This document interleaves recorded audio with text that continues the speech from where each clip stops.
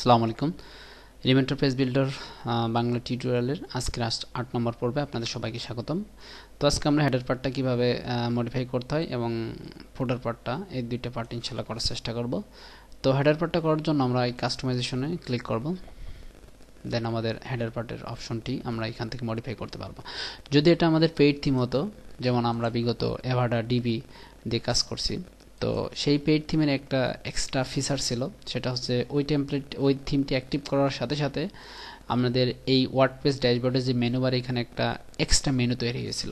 যখন আমরা ডিবিতে করছিলাম তখন ডিবি নামে একটা মেনু পাইছিলাম, যখন অ্যাভাডাতে করছি তখন আমাদের ফিউশন মেবি এরকম, হ্যাঁ ফিউশন, অ্যাভাডা ফিউশন নামে একটা মেনু অপশন, তখন সেখানে থিম অপশন থেকে ক্লিক করে আমরা নির্দিষ্ট কিছু ফাংশন পাচ্ছিলাম, যা এই ফ্রি ফাংশন ফ্রি থিম প্লাগইনে পাওয়া যাবে না। ঠিক আছে, তো okay fine, so no problem, যেটা যেভাবে হয় সেটা আমরা সেভাবে শিখে আমরা কাজ শিখবো ইনশাল্লাহ।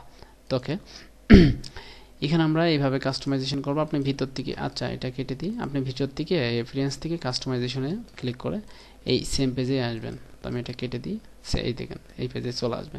তো এখানে আসার পর দেখেন এখানে যে আমাদের এডিট করার জন্য কলমের মতো, প্যানের মতো একটা এডিট অপশন চলে এসেছে। আমি এখানে ক্লিক করলে আমাদের সাইডের নাম চেঞ্জ করে দিতে পারি, ইচ্ছা করলে আমরা এগুলো হিডেন করে দিয়ে আমরা লোগো দিতে পারি জাস্ট। ঠিক আছে, এগুলো যদি হিডেন করে দিই, আচ্ছা তার আগে আমরা এখানে সেট দ্য লোগোর ফিচার আইকনটা, আচ্ছা এখান থেকে বিড়ালের এটাই নিই, দেখি এখান থেকে আমরা বিড়ালের মাথাটুক নিয়ে যাই কিনা জাস্ট। ওকে ওকে, এরপর ক্রপ ইমেজ।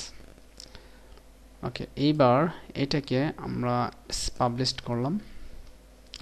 পাবলিশ করার পর এই এডিট অপশনে ক্লিক করব। ক্লিক করার পর আমরা এটাকে হাইড, না এখান থেকে হাইড করা যায় এটা, আচ্ছা আমরা এটা কেটে দিই, রিমুভ করে দিই, এটাও রিমুভ করে দিই। ঠিক আছে, ওকে এটা মেবি,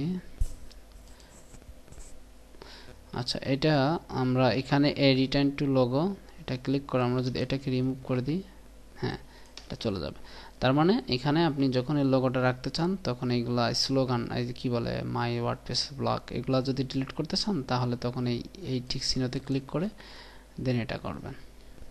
ঠিক আছে, আই হোপ বিষয়টি বুঝতে পারছেন। তাহলে আমরা এটা পাবলিশ করি, করার পর আমাদের সাইটটাকে আমরা একটু ভিউ করি, করে দেখতে পারি যে হ্যাঁ এক্স্যাক্টলি আমাদের সেইটাই চলে আসছে।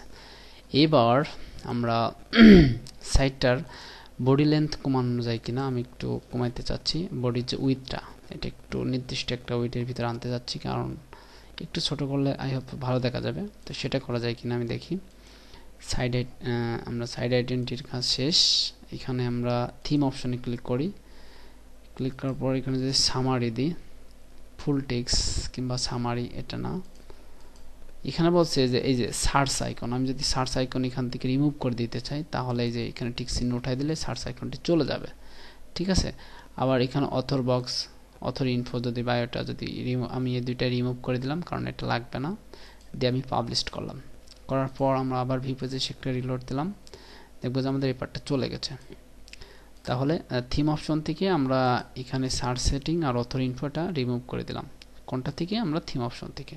এই বিষয়টা মনে রাখবেন, আর আপনি নিজে নিজে আমার সাথে সাথে করেন, তাহলে দেখবেন যে আপনার অনেকটা কনসেপ্ট ক্লিয়ার হয়ে গেছে। ওকে, তারপর আমি এই যে কভার টেমপ্লেটে ক্লিক করলাম। কভার টেমপ্লেটে ক্লিক করার পর ওভারলে ব্যাকগ্রাউন্ড কালার, এখানে একটা ব্যাকগ্রাউন্ড ইমেজ আছে, সেই ইমেজটা আপনার যদি রিমুভ করে দিয়ে আপনি যদি চান, কি বলে আই মিন ব্যাকগ্রাউন্ড, তাহলে কিন্তু এখান থেকে দিতে পারবেন। ঠিক আছে, এই যে টেক্সটের কালার ব্যাকগ্রাউন্ড, এখান থেকে এটা মডিফাই করতে পারবেন। তো এই যে ফিক্সড ব্যাকগ্রাউন্ড, এখানে ফিক্সড করে দিয়েছে ব্যাকগ্রাউন্ডটা। ঠিক আছে, এই জন্য ব্যাকগ্রাউন্ডগুলা ফিক্সড আকারে রয়ে গেছে খুব সুন্দরভাবে। এই যে আই মিন এই ব্যাকগ্রাউন্ডের কথা বলছি আমি। ওকে ওকে, তাহলে আমরা এটার দরকার নাই। আমরা যদি ব্যাকগ্রাউন্ড ইমেজটা দেখি, আমরা যদি এখান থেকে ব্যাকগ্রাউন্ড ইমেজ এখান থেকে যদি আমরা চেঞ্জ করে এটা দিই, তাহলে দেখেন ব্যাকগ্রাউন্ড ইমেজটা মেবি এই যে এটা এটা এটা ঠিক আছে। তো আমরা এটা রাখবো না, যেটা ছিল সেটাই থাক, রিমুভ করে দিলাম। দেওয়ার পর আমরা মেনু অপশনে যাইতে পারি। মেনু ভিউ লোকেশন, কারণ আমরা এখনো কোনো মেনু ক্রিয়েট করি নাই। আপনারা জানেন আমরা এফিরিয়েন্স থেকে যদি কোনো মেনু পেজ, এখান থেকে পেজ কিংবা পোস্ট যে কোনো একটা ক্রিয়েট করে আমরা এফিরিয়েন্স থেকে মেনু সেটিং করে দিতে পারতাম, দেওয়ার পর এখানে কিন্তু সমস্ত মেনুগুলো দেখতে পারতাম। ঠিক আছে, আমরা কিন্তু সেটা করি নাই, কারণ সেটা আমাদের এখনও আসে নাই সেই স্টেপটা। যখন আমরা এলিমেন্টর পেজ বিল্ডার দিয়ে কোনো একটা টার্গেটেড ওয়েবসাইট ডিজাইন করব, তখনই মেনুগুলা ক্রিয়েট করার প্রসেসটা দেখাবো। আর আই হোপ আপনারা এটা পারবেন, কারণ এটা একদমই সাধারণ কাজ, বিগত ভিডিওতে অনেকবার দেখিয়েছি, অনেকবার। ওকে, তাহলে আমরা মেনু অপশনটা বুঝতে পারছি।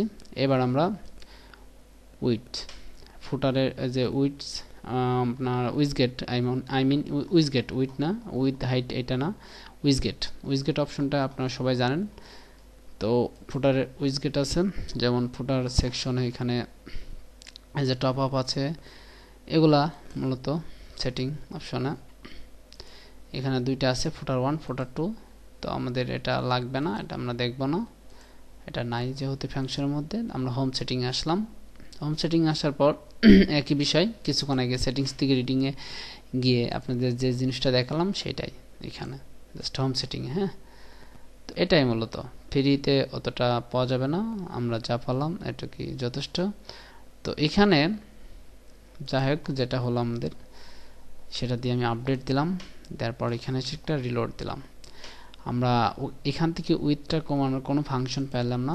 আমরা যদি হোম পেজে এডিট অপশনে যাই, আচ্ছা এখান থেকে আমরা করতে পারি, যেমন এই যে এডিট উইথ এলিমেন্টর ক্লিক করি,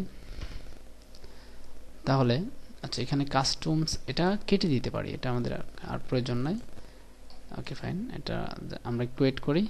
হ্যাঁ, এখানে চলে আসছে, দেখেন এখানে আমাদের এটা চলে আসলো। তো এখানে টোটাল সেকশনটা এখানে এই যে এক একটা সেকশন আছে, আমরা এটার সাথে আই হোপ সবাই পরিচিত, কারণ এটা টোটাল কিন্তু একটা উইজগেট একটা লেআউট, টোটাল একটা লেআউট। ঠিক আছে, লেআউটের ভিতরে এক একটা কলাম আছে, একটা কলাম।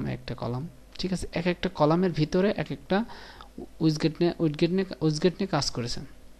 বিষয়টা বুঝতে পারছেন আই হোপ। আমরা নতুন উইজগেট নিয়ে কাজ করার সেটিং আমরা দেখছিলাম প্রিভিয়াস টিউটোরিয়ালে। এই টিউটোরিয়ালে আমি অতটা ডিসকাস করব না, জাস্ট ফান্ডামেন্টাল কথা বলার চেষ্টা করব ইনশাল্লাহ।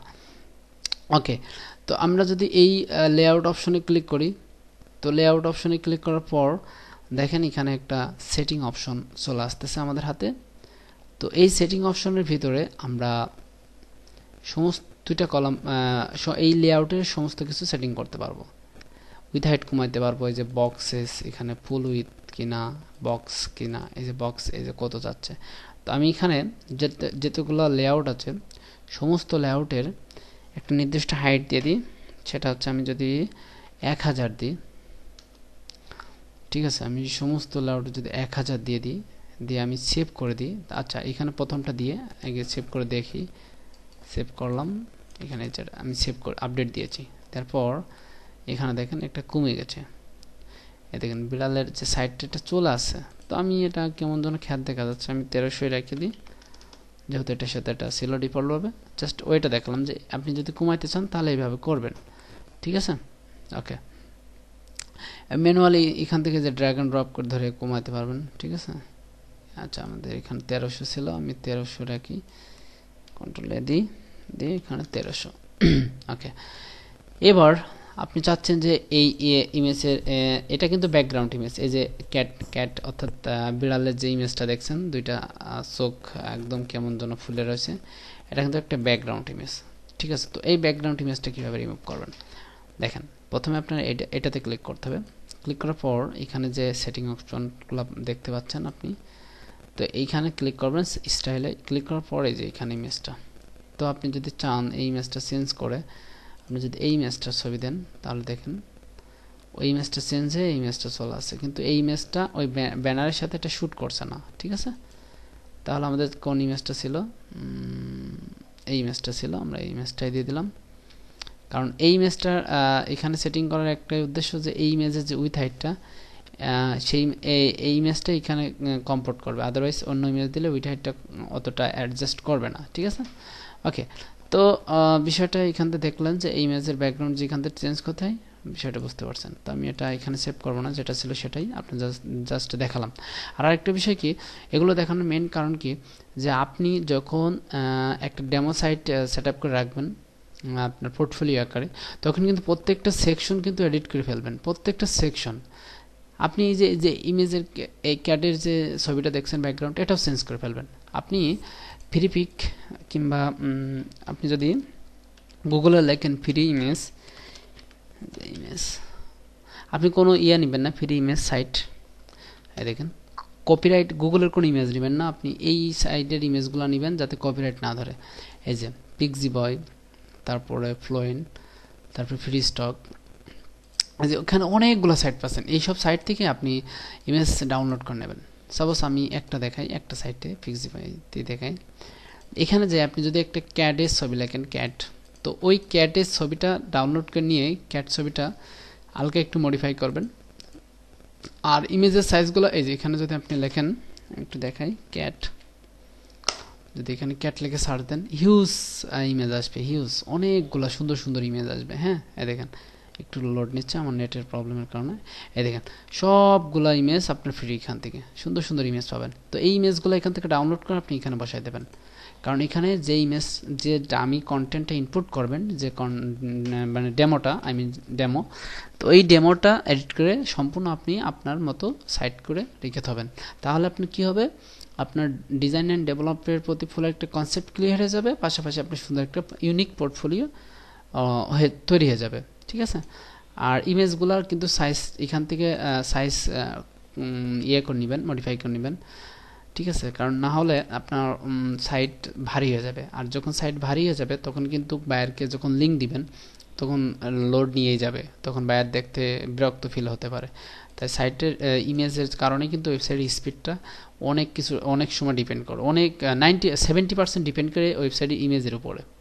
এই জন্য বি কেয়ারফুল, ইমেজগুলো ইউজ করবেন একটু মানে লো এমবির, মানে একটু কম এমবি। তো ইমেজ কম্প্রেসর নামে একটা ওয়েবসাইট আছে, আপনি যদি এখানে লেখেন যে ইমেজ,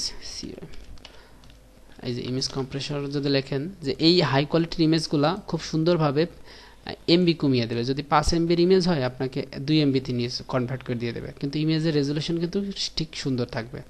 ঠিক আছে, ওকে, আই হোপ বিষয়টা বুঝতে পারছেন। তাহলে আমি এই ট্যাবগুলো ক্লোজ করে দিই। তো এইভাবে প্রত্যেকটা সেকশন আপনি এডিট করে নেবেন। সাপোজ আপনি কন্টেন্ট, আচ্ছা এই স্টেপগুলো পরে দেখাবো, এখন আর দেখাচ্ছি না, ভিডিওটা অলরেডি 12 মিনিট হয়ে গেছে। তো এটাই পর্যন্ত ইন করছি, ভালো থাকবেন, আসসালামু আলাইকুম।